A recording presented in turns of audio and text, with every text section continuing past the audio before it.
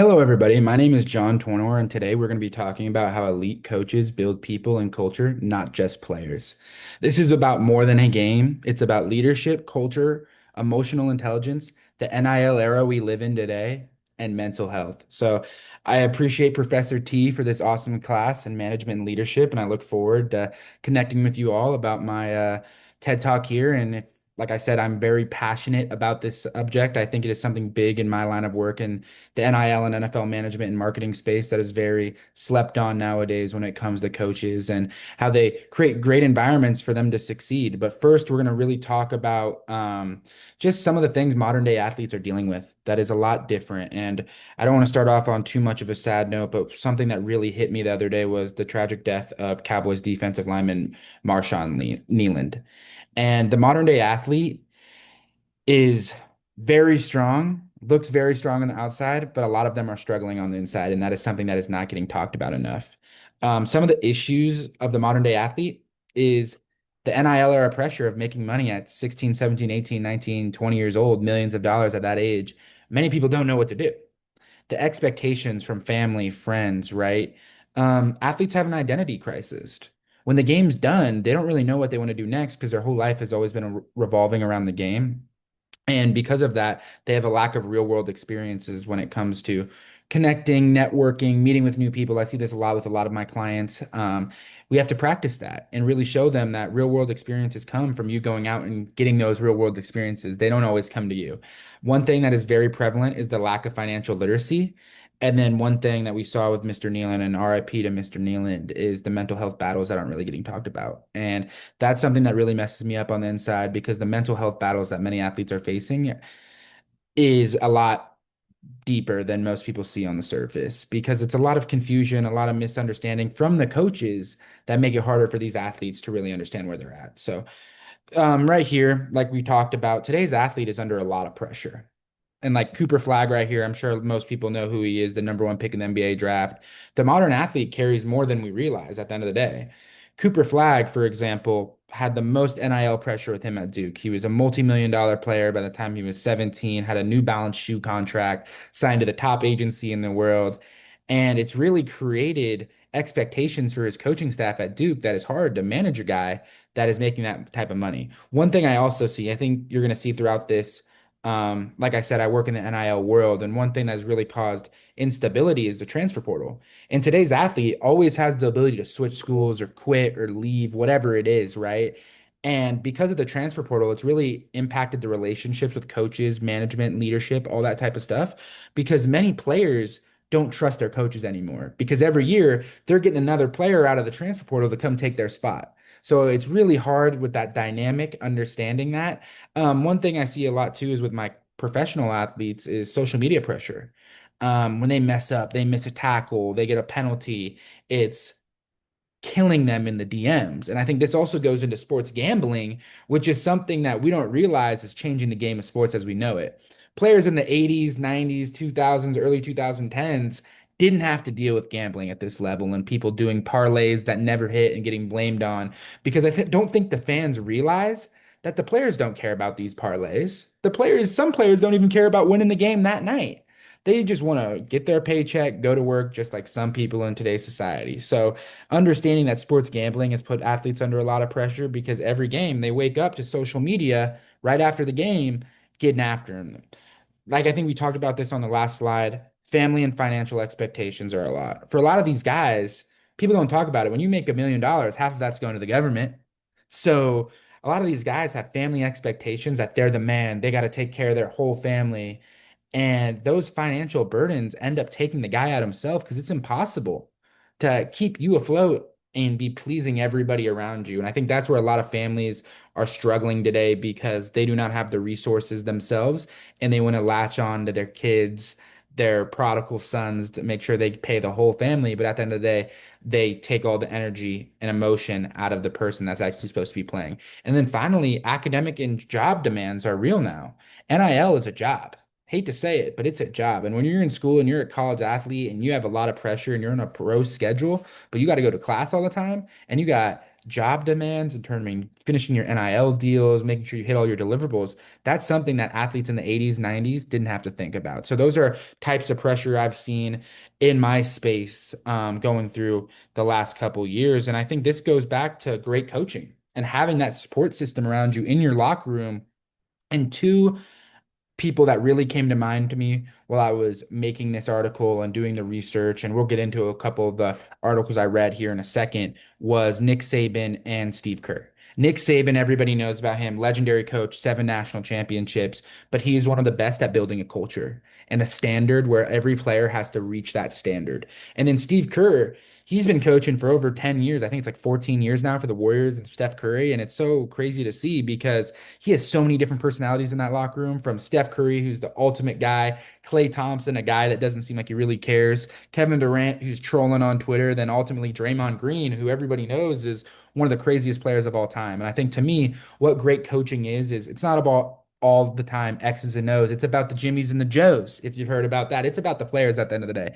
It's the players' team, and the players control that environment. The coach needs to let the players be themselves at the end of the day.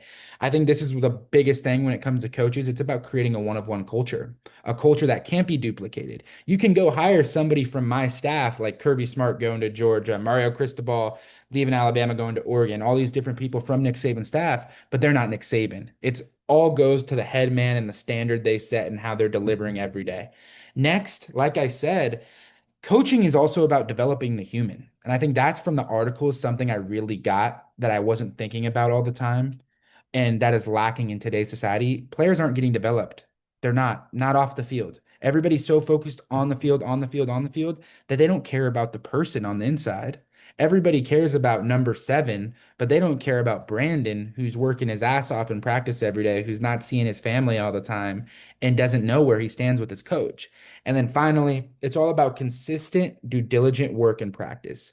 These coaches have a standard where practice is harder than the games. And if you're not locked in for practice, we don't trust you on Saturdays on that game day to perform if you're not up to that standard. So that's what I personally think great coaching is. And from reading these articles, we're about to get into it right now. But first, I wanted to show you a quote that really stuck to me from Nick Saban. Three things that I think always help me.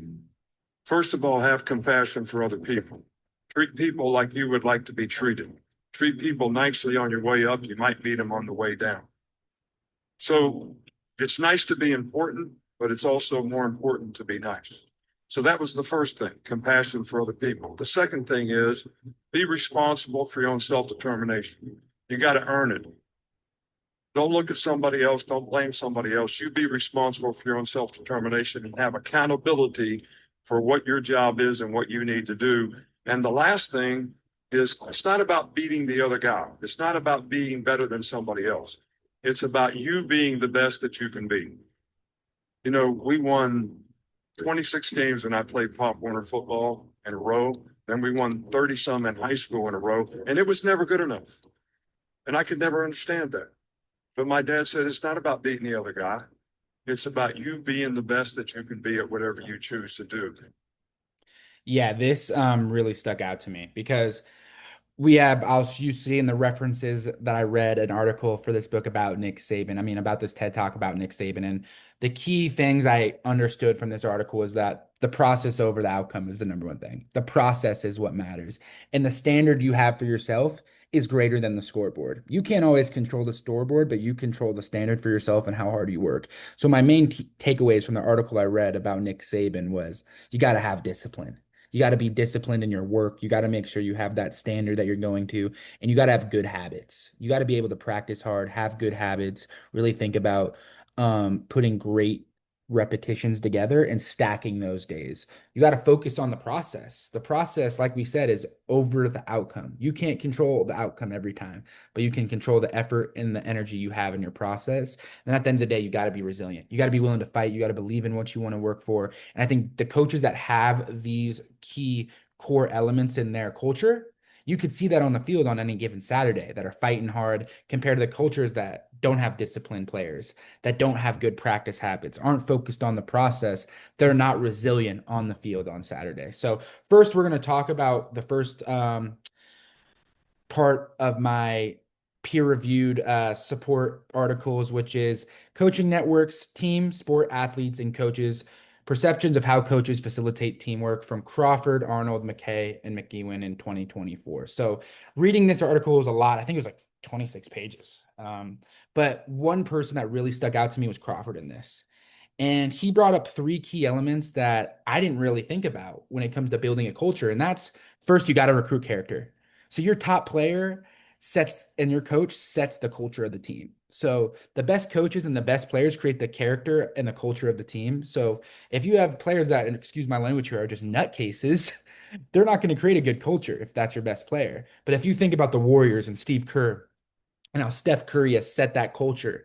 No matter who's been on the team, who comes, who goes, Steph Curry is who makes that culture. And that's what that kind of hit me of. First, second, I mean, you have to assign roles clearly.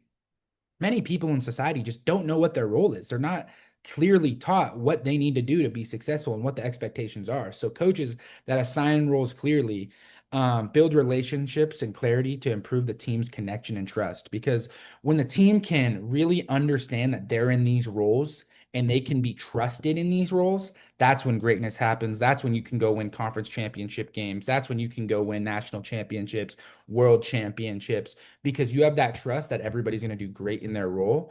And then finally, I think this is something that kind of gets all over the place. It's hard to talk about, but that's creating a safe environment. The most successful teams develop teamwork through intentional decisions made by the coaches. So the coaches really have to think about making a safe environment where players are not afraid to speak up. This doesn't mean there's no confrontation. There doesn't mean there's no arguments. What this means is creating a safe environment where people feel free to be themselves, and also they feel free if they have anything to say to get it off their chest. So this was a great article. Like I said, team sports and coaches' perceptions of how coaches facilitate teamwork. Crawford did a great job. And like I said, this was just a great article for this research because it really taught me about what builds team culture successfully. Next, we're going to talk about the 4 C's of performance. And so this was my second required source, assessing and maximizing college athletes' psychological skills under constraints. And this is something that really, really hit home to me, like I said, working in the NIL era, because I see every day talking to schools, talking to collectives, talking to players. This isn't normal. And the 4 C's of performance include concentration, control, confidence, and consistency. Consistency, my apologies. And this was an awesome article to read because I think this can be applied to anybody's daily life when it comes to being a leader and managing in sports. Everybody needs to concentrate on the task at hand. You can't be distracted. You can't be not focused because your competition, if they're concentrating, that's how they're going to beat you. Second, you need to be in control of your emotions, of your decisions, of everything. You need to be in control as much as you can because if you're leaving anything up for interpretation before you realize it, they can take advantage of you. This is something big with athletes too. They got to have the confidence to be successful. Many coaches nowadays take athletes' confidence away because they don't assign roles clearly and players don't know. And at the end of the day, it eats at them when their confidence is getting taken away because they're not on the field, they're not playing the best they can. And before you even realize it, it's like, boom, damn, we got to chill out. We don't have the confidence anymore. I got to reevaluate this situation. I got to hit the transfer portal. I need to be closer to home. I need to have that family. And that's where a lot of athletes lose themselves because their confidence gets shot. And I think that's something when it comes to performance that really needs to be talked about when it comes from coaches. And finally, coaches need to be consistent. A lot of coaches are like this. One day they're super happy go lucky. The next day they're cussing you out all up in their grill. And I think coaches need to have that consistent message to make sure that before you realize it, a lot of these constraints, a lot of the consistency does not really matter because at the end of the day, if you're not consistent with who you are as a person, before you realize it, your players can't be consistent. If the leader's not consistent, how can the players and the army behind the leader be consistent as well? So that's what I got from the 4 C's of performance from this article. It was great assessing and maximizing collegiate athletes. This is something I really think about all the time because a lot of the mental health stuff we're going to get into right now for life after the game is what I pride myself on. And understanding what it needs to be successful when it comes to performance. This doesn't just mean on-field performance to me as well. These 4 C's, concentration, control, confidence, and consistency, can be applied to every part of your life. Doesn't matter if you're an athlete, if you're a singer, if you're a finance guy, if you're a marketing girl, whatever it is, right? If you're doing these four C's, you will be able to perform at a top level and win championships like our guy Nick Saban, who we keep talking about here. And then finally, mental health, right? What athletes need to be successful after the game is over. This isn't being talked about enough. Athletes need a consistent routine. They need consistency around them. They've been consistent their whole life, working out, training, focusing on the task at hand. And when that's gone, they need that new routine. They need that thing that could really help them and stay safe because they need that safe communication as well. Safe communication isn't easy with athletes. A lot of them, they're so used to being cussed out and understood. But when they're figuring out what they need to do after the game is done, when it comes to coaching, leadership, having those leadership people around them that can help boost them up and safely communicate to them like their coaches did in the past. And I think that's something that great coaches know how to do. Nick Saban here, he loves to safely communicate with his players, but that doesn't mean not push them to their hardest working limit. That doesn't mean take it easy on them. It gives them the safe space to ask questions and be able to flip for that next part of their life. And then this goes to the relationships. I think this is what matters most with coaches. And like we said earlier, confidence. When coaches have the relationships with their players and they feel like their players can trust them, that's where confidence grows, not only for the players, but for the coaches. Because sometimes coaches don't feel confident in their players because they could feel that disconnect. And if you have that routine like Max Crosby, like Kobe Bryant, like Nick Saban, and you're consistent, and you have the people around you that are on your team in that management or leadership capacity, sharing you with safe communication, those relationships are going to continue to grow up and up and up, and your confidence is going to grow. And I think that all comes from coaching, the team that's around you, and thinking about while you're in college, how can we maximize the growth of not only your game, but your life outside of the game? Because before you realize it, man, sports is going to be over. You're going to have to pivot. And before you realize it, it's going to be game time for your second life. And I think that's where athletes struggle, what we talked about on the first slide with the identity crisis and really figuring out their new identity when their identity of the game is stripped away from them. So, like I said, I appreciate everybody for watching this. This has been an awesome learning experience. Professor T, I can't thank you enough. To my classmates, I hope you enjoyed watching this presentation because at the end of the day, it's about coaching the person, not just the player. That's what I want you guys to get from this, especially today working in the NIL space. It is such a crazy world that we live in, and it's so transactional. And don't forget this, sports is the relationships business. We all work in relationships. We all have people around us who are great people. And I just wanted to thank you guys for the relationships I've built in this class, for Professor T. And don't forget, I mean, every athlete deserves leadership that prepares them for life, not just the sport they play. And I think that's something as we're going to be joining the sports world, joining the sports management and leadership sport world in our life, we got to think about how athletes can be successful. So I know this might be a little long. This is something I'm very passionate about. I'm sorry if I went over the 9 minutes. I don't want to keep you guys too long, but this is something that really meant a lot to me. I do a lot of work with this stuff on the daily basis, and this has just been an awesome class. So I appreciate it. Here are my sources. Like I said, Kelly and Chu and Petrie, I mean Crawford, Chu and Petrie were the main things I read or the main things I took away from those articles, and then the additional support sources that I read when it comes to just everything. But I appreciate everybody. I thank you for listening to my presentation, and then go Gators. Hopefully we go get Lane. So see you guys later. Have a great rest of your week and have a great football weekend. See ya.